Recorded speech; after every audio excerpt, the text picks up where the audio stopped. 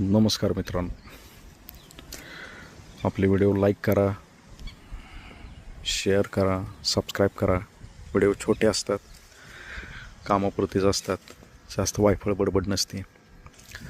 तर आजचा विषय आहे झाडाला नवीन फुटलेले पालवी सांभाळ करणे. तर वातावरण ढगाळ असताना, पावसाळ्याचे दिवस असताना जास्त खतं वगैरे वापरण्याची काही गरज पडत नाही, कारण ते झाडं शोषून घेऊ शकतच नाहीत. पावसाच्या पाण्यामुळे अतिरेक झालेला असतो पाण्याचा.